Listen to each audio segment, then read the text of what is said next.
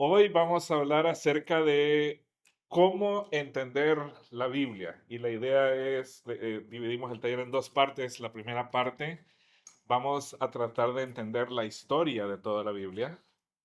Y en la segunda parte, a la segunda hora, vamos a tratar de aprender un método sencillo, pero a la vez profundo, de cómo cada uno de ustedes puede leer su Biblia y entenderla de manera que el provecho espiritual para su vida sea mayor y también para que el Señor les dé sabiduría en cómo poder compartirlo con otras personas.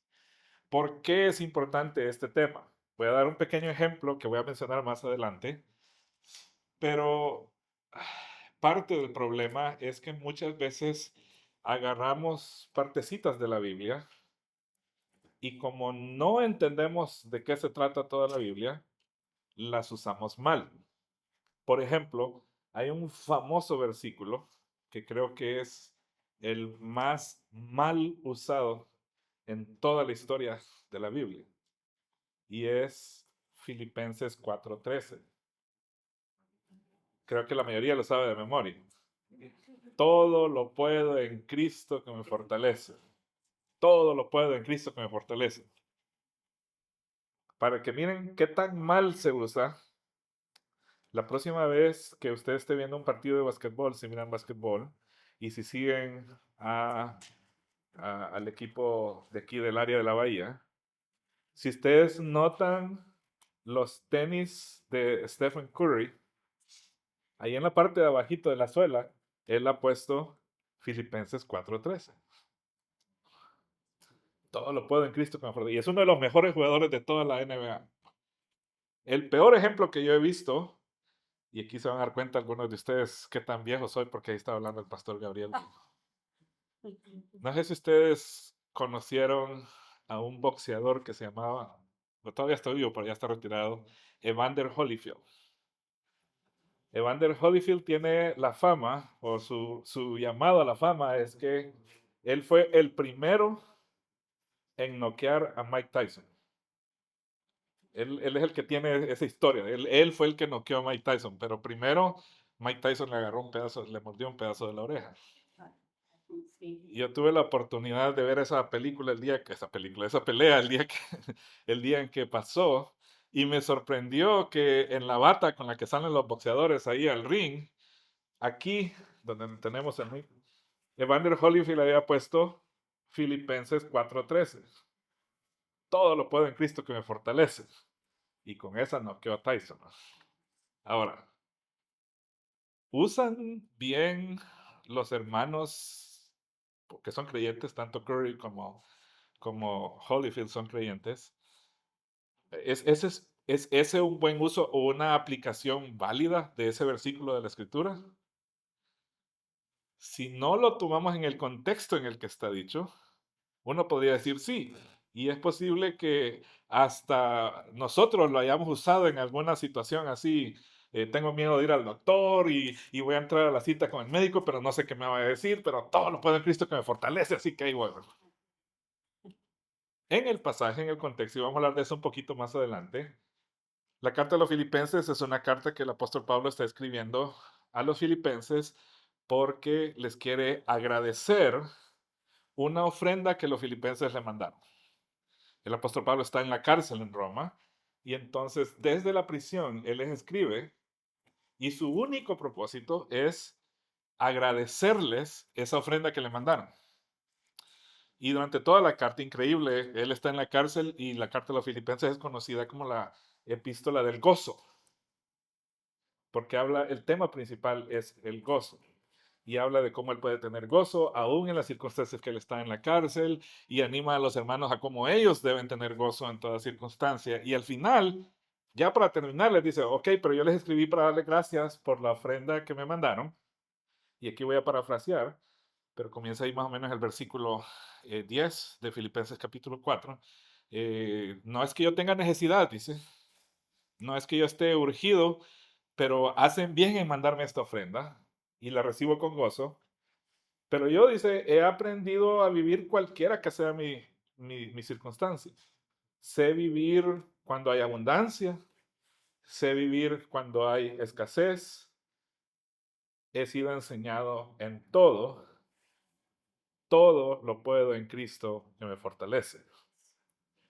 Y luego sigue diciéndoles que esa ofrenda que ellos dieron es un lugar fragante, etc. Y entonces, en el contexto de lo que el apóstol Pablo dice, ¿cuál es el significado? El significado lo da el mismo apóstol Pablo. Yo sé vivir cualquiera que sea la circunstancia en la que esté enfrentando, con abundancia o con escasez. Todo lo puedo en Cristo que me fortalece. Y yo creo que la clave es esa frase, sé vivir. A veces sabemos vivir cuando hay abundancia, pero no sabemos vivir cuando hay escasez. Por lo tanto, no lo podemos todo en Cristo que nos fortalece. Entonces, ven cómo entender el contexto es clave para poder entender bien la Biblia. Este es solo un ejemplo, voy a usar otro más adelante y voy a regresar a este. Pero para mejor entender, y esto va a ser la primera parte, qué es o cómo entender la Biblia, es necesario que entendamos el género literario. Y esta es una definición de diccionario. El género literario es un sistema que permite la clasificación de obras literarias de acuerdo a criterios semánticos, sintácticos, fónicos o fonéticos, discursivos, formales, contextuales, situacionales y afines. ¿Qué quiere decir todo eso? Pues eso es lo que dice el diccionario. No, pero la idea es, por ejemplo, obras de grandes escritores latinoamericanos. Gabriel García Márquez. ¿Cuál es el estilo literario que él escribe? Es narrativa. Son historias que él cuenta. Por lo menos allá en Latinoamérica, en la escuela, nos hacían leer libros de Gabriel García Márquez, Cien años de soledad, El general no tiene quien escriba, y otros así. Hay otros como Pablo Neruda, que eran poetas y ellos escribían poesía. Entonces, la idea es que dependiendo, o sea, toda literatura se puede clasificar dependiendo a ciertos criterios, semánticos, sintácticos, es decir, la forma en cómo se escribe. Por ejemplo, si uno lee ese libro, El general no tiene quien escriba, es, está escrito, es uno de los hombres más educados en Latinoamérica, pero está escrito en un lenguaje que la gente sin educación usaba. Y entonces es una historia cruda desde ese sentido, porque el lenguaje no es tan bonito. Pero así, y entonces uno puede, de acuerdo al lenguaje que se usa, y él, por ejemplo, a veces la gente sin mucha educación no usa bien la ortografía, y entonces él hasta esos errores incluía ahí para hacer más real lo que él estaba tratando de compartir. Entonces son maneras de organizar el asunto. Y otros tipos. Quizá la mejor manera de entenderlo es em, si usted va a una librería o a una biblioteca, uno entra y hay pasillos y pasillos de libros, ¿no? Y los libros están organizados. Hay una parte que tiene, dice, novelas o no ficción o biología o etcétera. Y son las formas en cómo se organizan. Entonces, la idea ahí es, esos son los diferentes géneros literarios. No es lo mismo leer una novela que leer un libro de biología. La forma en cómo se escribe es diferente. Uno es posible que lo entendamos, el otro quizá vamos a quedar en la luna si lo empezamos a, a ojearlo. Nos empiezan a hablar ahí de cosas o términos que no entendemos. Entonces, el género literario o los géneros literarios son herramientas para estudiar y comprender la historia de la literatura. Ahora, aquí es donde se aplica a la palabra, porque la Biblia, ustedes saben qué quiere decir la palabra Biblia. La palabra Biblia lo que quiere decir es colección de libros.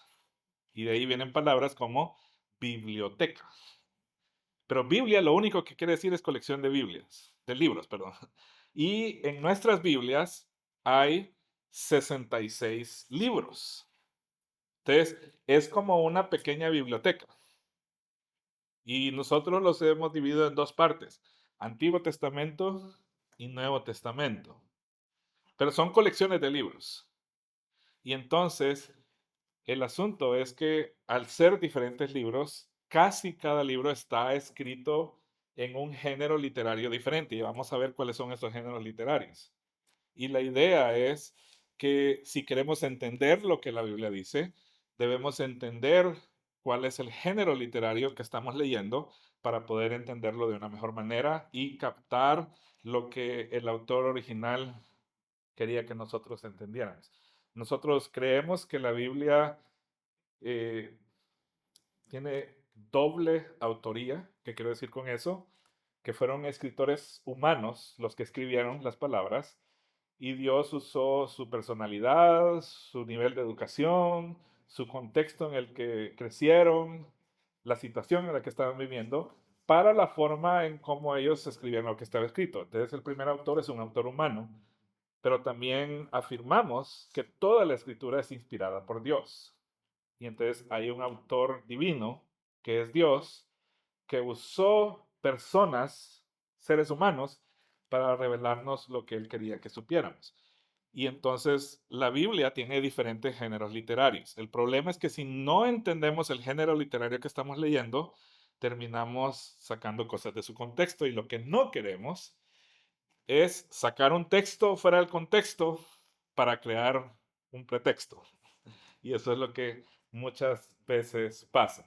Ahora, vamos a empezar a ver los géneros literarios, pero primero tratemos de ver cómo es que la Biblia está organizada. Así que si tiene una Biblia en sus manos o en sus electrónicos, ábranla en la parte donde está el índice, que tiene todos los libros, los 66 libros, y están divididas en dos partes, Antiguo Testamento y Nuevo Testamento.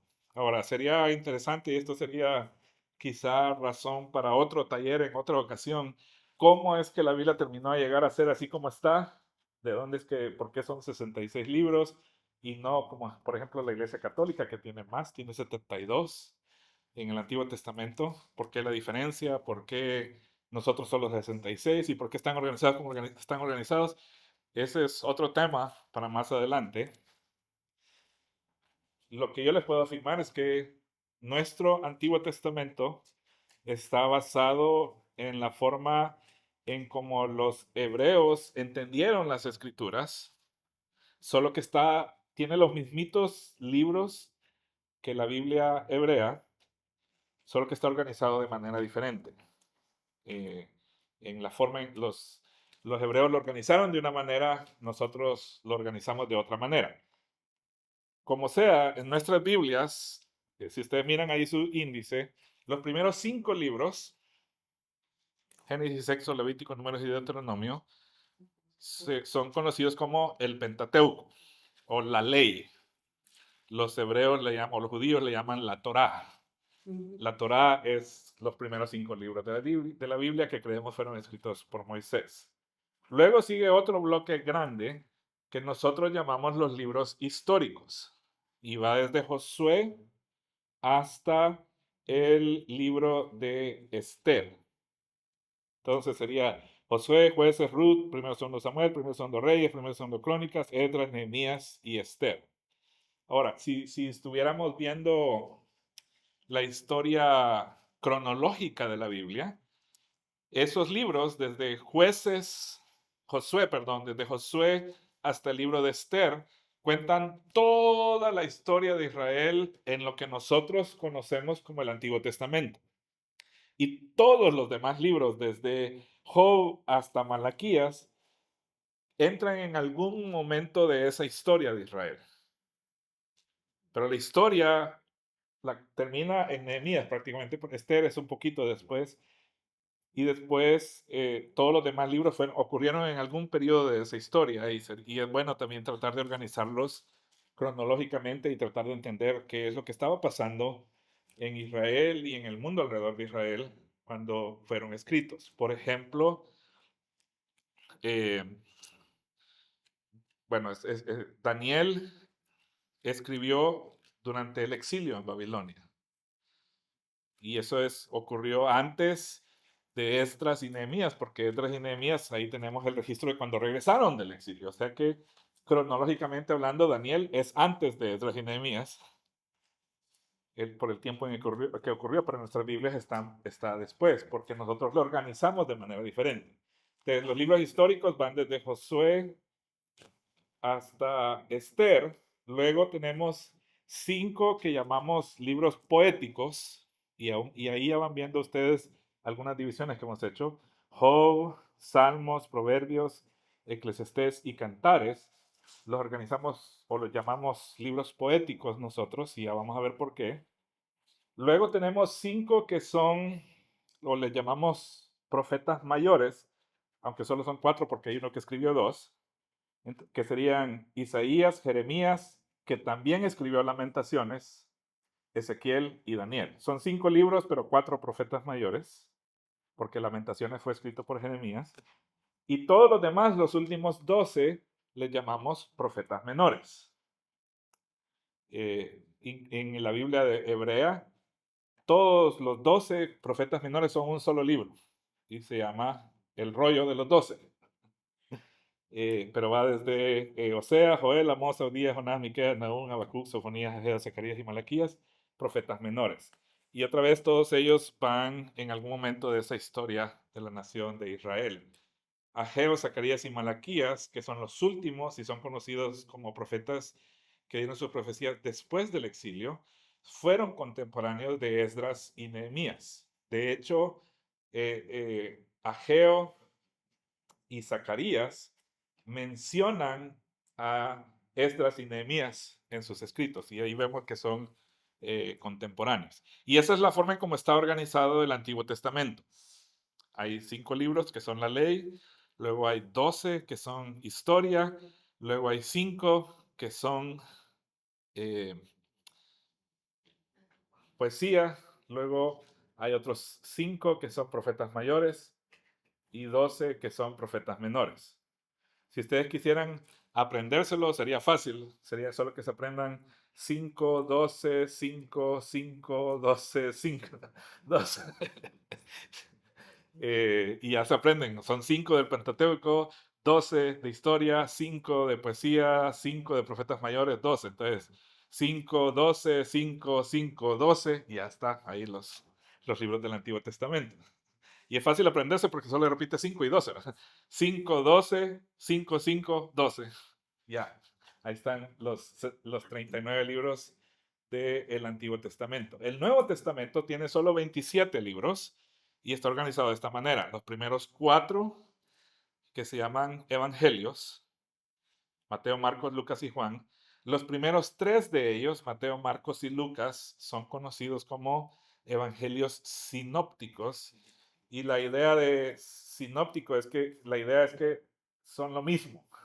Es la misma historia, tienen muchas cosas repetidas. Si ustedes comenzaran a leer Mateo y siguen leyendo, después de unos 3 días de leer Mateo, comienzan a leer Marcos, van a decir, hey, esto ya lo leí. Y después siguen a Lucas, oh, otra vez, 3 veces la misma historia, ¿por qué?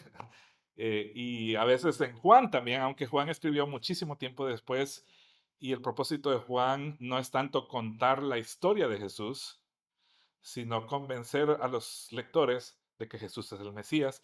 Entonces Juan cambia el orden, y solo de todos los milagros que Jesús hizo, Juan escoge solo 7, que son los que incluyen su evangelio. Y entonces Juan básicamente lo que hace es milagro de Jesús, discurso de Jesús. Milagro de Jesús, discurso de Jesús. Porque lo que él quiere es, por medio de los milagros, demostrar que Jesús es el Mesías, y después pone una enseñanza de Jesús que prueba por qué él es el Mesías. Entonces los primeros 4 son los evangelios. Luego sigue el libro de los Hechos. En nuestras Biblias el título es Hechos de los Apóstoles, pero al leerlo, quizá un título más apropiado sería Los Hechos del Espíritu Santo, porque Él es el que viene y hace crecer a la iglesia. Pero es la historia de cómo la iglesia se extendió por todo el imperio romano. Y luego viene lo más grande, la parte más grande, que son las epístolas. Y las primeras 11 son del apóstol Pablo, y luego están las universales. 2 de los medio hermanos de Jesús escribieron cartas. Santiago era el medio hermano de Jesús, y Judas también era otro medio hermano de Jesús. Judas que está ahí no es el Judas que traicionó a Jesús, ese se ahorcó antes de que crucificaran a Jesús. Y entonces, pero esos dos son medio hermanos de Jesús, es decir, hijos de José y María. Eh, Jesús era hijo de María, pero no de José, porque fue engendrado por el Espíritu Santo. Y por último está el libro de Apocalipsis, que es profecía. Ahora, ¿cuáles son los géneros literarios de la Biblia? No se puede sencillamente decir, oh, estos libros son poéticos y estos libros son de otro estilo, porque está mezclado. Por ejemplo, yo les dije que en nuestra división la poesía contiene 5 libros, que es Job, Salmos, Proverbios, Eclesiastés y Cantares. Pero Proverbios tiene también narrativa. Eclesiastés tiene también narrativa mezclado con poesía. Casi todas las profecías que los profetas dieron fueron escritas poéticamente, o sea que los profetas también tienen poesía. En el Pentateuco también hay poesía. Así que todo está mezclado a lo largo de toda la Biblia. Y esto es más o menos la división. La parte más grande o la mayoría es la narrativa, que es el 43% de toda la Biblia. ¿Cómo puedo saber yo que es una narrativa? Em, pues es una historia. Hay un personaje, hay una situación, hay algo que el personaje tiene que hacer o no hacer, hay algún conflicto, etcétera. Y vamos a hablar de eso un poquito más adelante, pero son características de la narrativa. Y hay varios tipos de narrativa. Narrativa histórica, por ejemplo, lo que tenemos en Josué, en el libro de los jueces, em, pero también hay en el Pentateuco. El libro de Números tiene mucha narrativa histórica. También parte de los evangelios tienen narrativa histórica. El libro de los Hechos tiene narrativa histórica. Algunas de las epístolas, cuando Pablo cuenta su testimonio, es narrativa histórica. Así que está por toda la Biblia. Casi la mitad de la Biblia es narrativa. Narrativa biográfica es cuando es la historia de un personaje. Se ve mucho en el Pentateuco. Estos son los descendientes de Noé o estos son los descendientes de Abraham. Específica, o por ejemplo, cuando cuenta la historia de José en el libro de Génesis, narrativa biográfica. Pero quizá el ejemplo más claro sería en los evangelios, que es la historia de Jesús. Y narrativa didáctica son historias que tienen una lección. Por ejemplo, las parábolas. Y las parábolas eran situaciones ficticias, es decir, no de la vida real, pero que perfectamente bien podrían ocurrir en la vida real con el propósito de enseñar una lección o algunas lecciones a los que estaban escuchando. Entonces, esa es la narrativa, es la gran mayoría de la Biblia. Vamos a hacer algunos ejemplos de eso esta mañana para que ustedes vean. Pero ocupa el 43% de la Biblia. El segundo grupo grande es la poesía, y es aproximadamente un tercio de toda la Biblia, 33%. Hay poesía lírica, es decir, cantos, como la mayoría de los salmos, pero no solo en el libro de los salmos, porque en el libro de Éxodo vemos el cántico de María. Es decir, en varias partes de la Biblia, cuando hay cantos, se considera poesía lírica. Y más adelantito les voy a mostrar algunos ejemplos de cómo entender la poesía. Poesía de sabiduría, básicamente Proverbios y Eclesiastés, aunque hay otras partes de la escritura que también tienen poesía de sabiduría. La profecía, aunque podría categorizarse como un estilo particular, está aquí porque la mayoría de la poesía fue escrita como poesía, perdón, la mayoría de la profecía fue escrita como poesía. El problema es que, y quizá vale la pena aquí aclarar eso, nuestra poesía es completamente diferente a la poesía eh, de la Biblia, particularmente de los hebreos. Y voy a dar un ejemplo en un momento. Y por último, también la literatura apocalíptica, aunque otra vez muchos consideran la literatura apocalíptica un estilo particular que tiene sus propias normas, también fue escrita en forma poética. Apocalipsis, la mitad de Daniel, porque la primera mitad es narrativa histórica, algunos de los profetas, Mateo y Lucas también incluyeron apocalíptica en una sección, por ejemplo, en Mateo capítulo 24 y 25, el discurso de Jesús en el Monte de los Olivos acerca del fin de los tiempos, y algunas partes de las cartas, por ejemplo, la segunda mitad de Primera Tesalonicenses y la primera mitad de Segunda Tesalonicenses son literatura apocalíptica porque hablan acerca de la segunda venida de Jesús. Entonces, aunque, otra vez, por ejemplo, especialmente en Tesalonicenses, la parte apocalíptica, Pablo no la escribe como poesía, la escribe como narrativa. Así que está mezclado todo y uno tiene que aprender a ver. Cuando empecemos a ver ejemplos, ustedes van a entender un poco mejor esto. Y la última categoría sería discurso en prosa. Quisiera ver, por ejemplo, no sé, bueno, no sé si van a poder ver mi Biblia, eh, pero solo miren los cuadritos negritos ahí. Si ustedes se fijan, está, eh, ¿cómo es que se dice? Es, ya se me olvidó la palabra. Cuando está justo en los bordes, tiene un término, ¿cómo es que se llama? ¿Ah? No, bueno, sí, son párrafos, pero cuando van sin, a veces se usa guión y para separar palabras, aquí se va de margen a margen. Tiene un nombre, ya se me olvidó, pero sí, son párrafos. Pero miren, bueno, este es el final del libro de jueces y el inicio perdón, el final de Josué y el inicio del libro de jueces, y todo está así. Pero si ustedes miran, por ejemplo, el libro de los Salmos, está así. Ven que es diferente. Justificado se llama. Justificado es cuando va de margen a margen. Aquí no está justificado. Aquí el libro de los Salmos en particular y Proverbios están divididos en líneas. Y entonces donde termina la línea, pasan a la siguiente, aunque se pase de una línea de cómo está escrito aquí, ¿verdad? Hay una Biblia que decidieron hacerla así a lo largo de toda una versión de la Biblia de las Américas. Hay una de las ediciones de la Biblia de las Américas que ocupa toda la página y entonces está así a lo largo, no está dividido en dos columnas como la mayoría de las Biblias. Y entonces ahí se ve un poquito diferente, pero la idea es que aquí es una de las características de la poesía hebrea, que es por líneas. Y voy a hablar de eso en un momentito. Solo terminemos aquí con la prosa.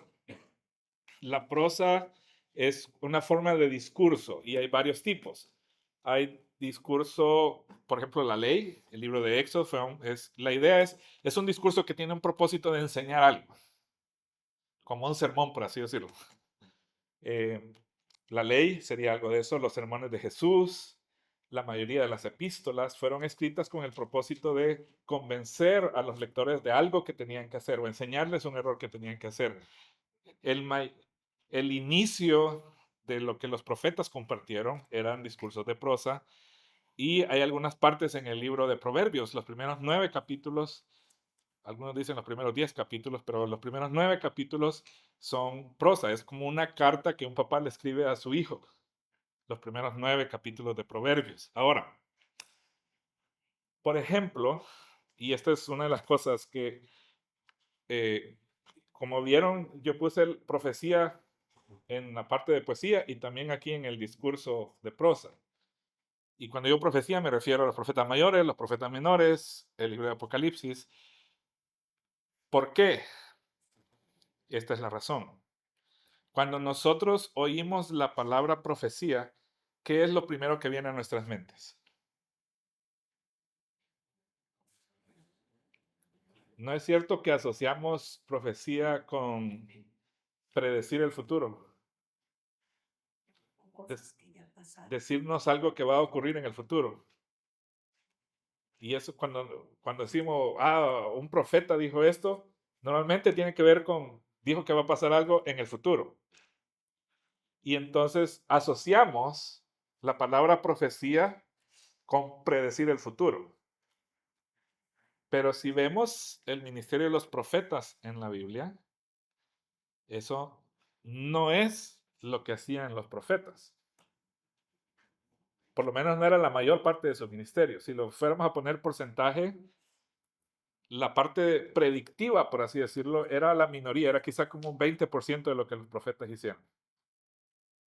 El profeta en la Biblia, en el Antiguo Testamento y en el Nuevo Testamento, era una persona escogida por Dios para transmitir un mensaje al pueblo. Y el mensaje normalmente era: ustedes han pecado, se han alejado de Dios, arrepiéntanse. Y entonces, por eso lo puse aquí en el discurso en prosa, porque el ministerio de los profetas era convencer a la nación que se habían alejado de Dios, que habían olvidado el pacto que habían hecho con Dios, que se arrepintieran, eran llamados al arrepentimiento. La parte predictiva venía cuando ellos decían: y si no se arrepienten, esto es lo que les va a pasar. Y ahí venía la profecía.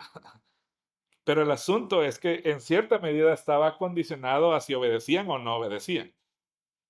Si obedecían, entonces la profecía no se iba a cumplir porque ellos se habían arrepentido y el trabajo del profeta había funcionado.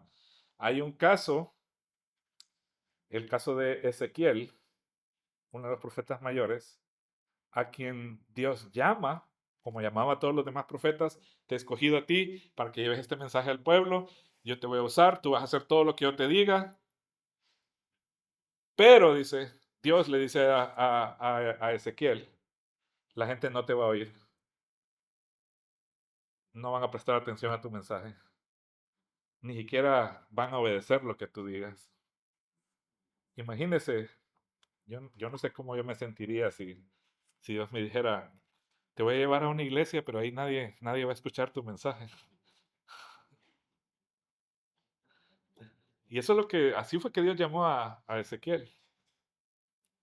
Y entonces, otra vez, la mayoría del mensaje del profeta era palabras de juicio o un llamado al arrepentimiento a la nación. Y como quien dice, para terminar su mensaje, si no se arrepienten, esto es lo que va a pasar. Ahora, no siempre es así, porque por ejemplo el libro de Daniel, Dios le revela a Daniel lo que va a pasar en el futuro.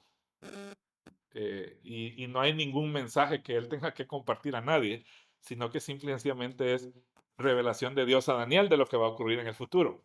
Y algo similar sería la revelación de Dios a Juan, el apóstol, en el libro de Apocalipsis. Dios le revela a Juan lo que va a pasar en el futuro. Y por eso Daniel y Apocalipsis son los libros que consideramos literatura apocalíptica, aunque a eso hay que añadirle también las palabras de Jesús en Mateo 24 y 25 y Lucas 20 creo que es. Ese discurso sobre el fin del mundo. Entonces, concluimos esta parte en esto. Cada género comunica su significado de forma diferente. Si no comprendemos lo que el autor quiere decir, perdemos el verdadero propósito del autor. Y por eso es que es importante que tratemos de discernir qué género estamos leyendo y cuál es el propósito del autor de usar eso. Quizá esta, solo para ilustrarlo de una manera, cuando estudio la Biblia bajo un contexto histórico, hermenéutico y con exégesis bíblica, la pared queda bonita, ¿va? Cuando abro la Biblia, la leo por leer, interpretando de mi manera, ¿qué clase de paredes le gustaría tener a usted en su casa? Y por eso es importante. Ahora, quiero dar dos ejemplos. Si tienen una Biblia, me gustaría que fueran al libro de Jueces, capítulo 7.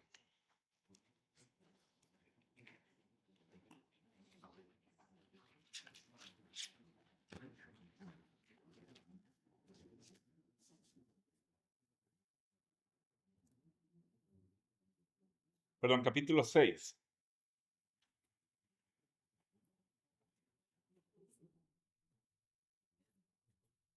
Capítulo 6 del libro de los jueces, versículo 36. Ahora, si estamos en el libro de los jueces, si estamos leyendo esta historia, ¿tienen una idea más o menos de qué tipo de estilo literario es este? Jueces capítulo 6, versículo 36. ¿Qué estilo literario sería este? Historia narrativa, es una narrativa histórica. Nos está contando de este hombre que se llamaba Gedeón, que fue uno de los jueces de Israel. ¿Quién quiere leer los versículos 36 al 40? Jueces capítulo 6, versículos 36 al 40. Cualquiera, en voz alta, fuerte, para que todos oigan. Y Gedeón dijo a Dios: si has de salvar a Israel por mi mano, como has dicho, he aquí que yo pondré un vellón de lana en la era. Y si el rocío estuviere en el vellón solamente, quedando seca toda la otra tierra, entonces entenderé que salvarás a Israel por mi mano, como lo has dicho. Y aconteció así, pues cuando se levantó de mañana, esgrimió el vellón y sacó de él el rocío, un tazón lleno de agua. Mas Gedeón dijo a Dios: no se encienda tu ira contra mí, si aún hablare esta vez, solamente probaré ahora otra vez con el vellón. Te ruego que solamente el vellón quede seco y el rocío sobre la tierra. Y aquella noche lo hizo Dios así, solo el vellón quedó seco y en toda la tierra hubo muerte. Gracias. Aquí se ven todos los elementos de la narrativa, ¿verdad? Hay un personaje. ¿Quién es el personaje? ¿Cuál es la situación? Él, quiere una prueba de parte de Dios para saber si Dios le va a dar la victoria o no. Y entonces pasa lo que pasa. ¿Qué pasó la primera vez? Y esos son los elementos de una historia, lo mantiene uno entretenido ahí, ¿verdad? ¿Qué fue lo que pasó? ¿Qué le pidió a Dios? Ok, va a poner un vellón de lana ahí y entonces que la tierra quede seca y todo el rocío en el vellón. Así como en la mañana, si caminaron por aquí, estaba mojada la grama y si andaba con sandalias se le mojaron los pies. Así. Eh, y entonces eso pasó, ¿verdad? ¿Y después qué pasó? Pidió otra prueba y hasta le dicen, no te enojes conmigo, ¿verdad? ¿Y cuál fue la prueba?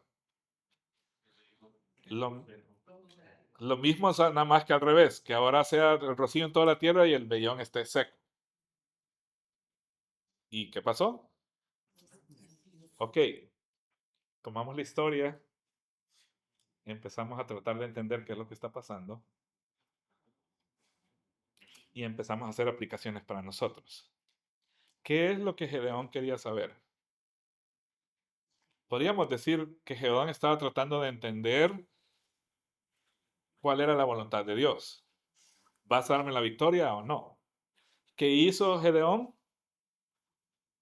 Le puso pruebas a Dios y Dios se las confirmó, por lo tanto Gedeón ya sabía qué tenía que hacer. ¿Eso es lo que pasa en la historia, sí o no? Sí, ¿verdad? ¿Todos de acuerdo? ¿Alguien en contra? Empezamos a hacer aplicaciones para nosotros. Quiero conocer la voluntad de Dios. Hubiera ido al taller del hermano Gabriel. Entonces voy a hacer lo que hizo Gedeón.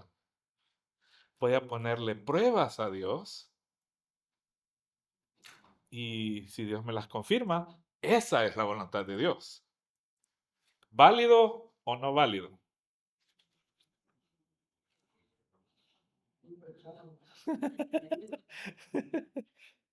No, o sí. Si nos vamos por ese camino, así va a ser la pared. Porque estamos sacando la historia, estamos sacando una escena de la historia, de todo lo que está pasando en la historia. Porque la historia de Gedeón está en el capítulo 6 y el capítulo 7 del libro de los jueces. Y entonces ahí entendemos que es otra cosa la que está pasando. Si uno ve toda la historia en el capítulo 6 y el capítulo 7, y no tenemos tiempo para verlo en esta mañana, pero porque ya me quedan 10 minutos, pero esto es lo que está pasando. En el capítulo 6, los, eh, la nación está bajo opresión por los madianitas, al punto que Gedeón tiene que esconderse y está tratando de esconder lo poco que han logrado cosechar para que no se los roben los madianitas. Y ahí lo llama Dios y le dice, Gedeón, yo te he escogido a ti para que por medio de ti liberemos a la nación de Israel. Y Gedeón empieza a poner excusas y dice, pero si yo soy el menor en mi casa y mi familia es la más insignificante de todas, ¿por qué me escogiste a mí? Y Dios le dice, "Pues, yo te escogí a ti, yo te voy a dar las habilidades para hacerlo". Y ahí es cuando Gedeón le pide la primera señal a Dios. Dame una prueba de que tú has hablado conmigo, dice. Voy a prepararte comida y la comes delante de mí. Y va Gedeón y le prepara comida y la pone ahí en una piedra. Y el ángel de Jehová que le está hablando a Gedeón apunta su vara y con fuego consume todo lo que Gedeón le había presentado. Y entonces, esa es la prueba que Gedeón necesitaba para saber que Dios le había hablado. Luego Dios le da una tarea y le dice, derriba el altar de los cananeos que tienen aquí en el pueblo. Y dice el relato ahí en el capítulo 6 que Gedeón se levantó de noche porque tenía miedo de lo que iba a decir la gente y de noche cortó el ídolo. Al día siguiente todos ven ahí el ídolo y empiezan a averiguar quién fue y se dan cuenta que fue Gedeón y ya lo quieren matar y el papá de Gedeón lo defiende y dice, pues Baal es Dios, si es Dios que se defiende al mismo. Y así ya lo dejan en paz. Y luego Dios le dice, ok, junta al pueblo y vamos a la pelea con los madianitas. Y ahí es donde le pone la prueba que leímos. El vellón. Ok, Señor, voy a ir, pero ¿me vas a dar la victoria, sí o no? Y le hace la prueba. Luego se junta el ejército y Dios dice, son muchos. Y entonces Gedeón, eran como 30,000 creo. Y Gedeón Dios le dice al pueblo, Gedeón, por cierto se llama Gedeón, no Gedeón, ¿va? Como dicen algunos. Gedeón le dice al pueblo, los que tengan miedo que se vayan, y en el ratito se van 20,000 y le quedan solo 10,000. Y entonces Gedeón como que queda viendo a Dios. Se fueron 2/3. Y Dios le dice, todavía son muchos. Y entonces llévalos al estanque y que tomen agua, etcétera. Al final le quedan solo 300. Y Dios le dice a Gedeón, con esos 300, no necesitamos más. Y si todavía tienes miedo, dice, manda a 2 a que vayan allá donde está la primera posta de los madianitas. Y se va Gedeón con su criado y se acercan así escondidos de noche, porque tiene miedo.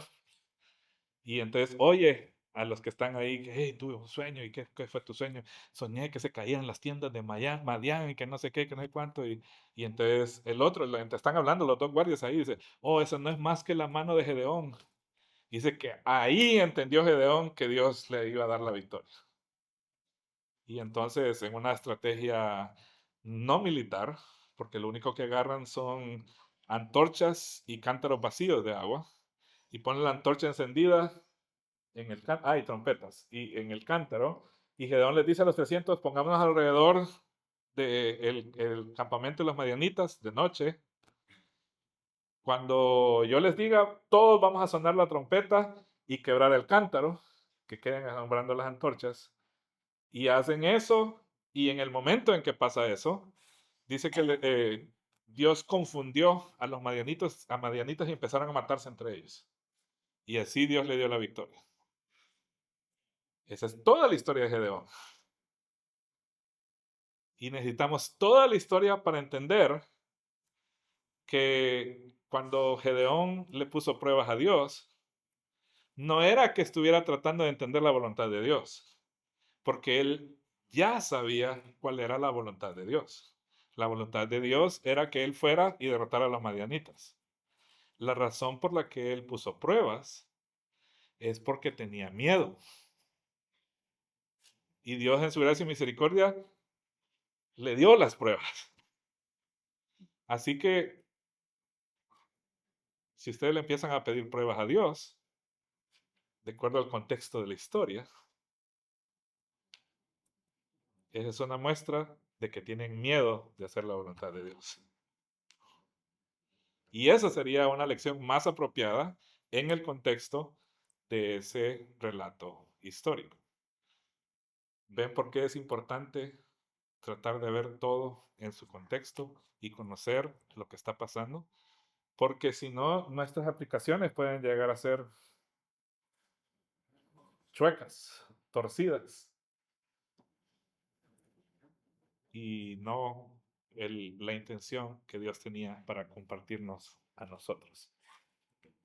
Entonces, para poder entender, y me quedan 2 minutos, para poder entender mejor la Biblia, la primera cosa es tratar de entender qué género literario estamos leyendo. La segunda cosa es cuál es o mejor dicho, cuál es la historia que toda la Biblia cuenta. Porque aunque son 66 libros y escritos en un periodo como de 1500 años por más de 40 hombres y mujeres que escribieron algunas partes, por ejemplo, en el libro de Jueces, Débora escribe un poema ahí. 1500 años, más de 40 autores diferentes, en 3 regiones geográficas diferentes: Egipto, el territorio de Israel y Babilonia, y Persia, el libro de Esther, 4 regiones diferentes. Bueno, y Pablo, si contamos que escribió desde Roma, etc. En muchas regiones diferentes, 3 continentes, por lo menos África, Asia y Europa.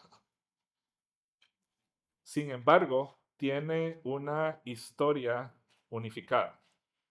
Y entonces en la segunda parte del taller lo que vamos a hacer es tratar de entender cuál es la historia de toda la Biblia, porque entonces eso nos va a servir para poder saber lo que estoy leyendo, ya sea del Antiguo Testamento o del Nuevo Testamento. Es necesario que yo entienda cómo se conecta a toda la historia que la Biblia está tratando de contar, porque si no, voy a cometer errores como el que aquí tomamos una historia chiquitita de solo 2 capítulos, pues es capítulo 6 y 7. Pero vieron cómo si tomamos una mini historia dentro de la historia, es fácil que nos perdamos cuál era el propósito del autor. Lo mismo pasa con toda la Biblia. Si yo tomo solo una sección de la Biblia y no pongo atención a toda la historia de la Biblia, yo puedo terminar entendiendo mal lo que la Biblia dice o incluso enseñanzas erróneas que la Biblia misma no enseña, y por eso tenemos que tener cuidado. Y por último, la segunda parte de la segunda hora, voy a compartir con ustedes 3 preguntas clave para poder entender el pasaje de la Biblia, y voy a ampliarlas un poquito. Así que es hora de ir al receso.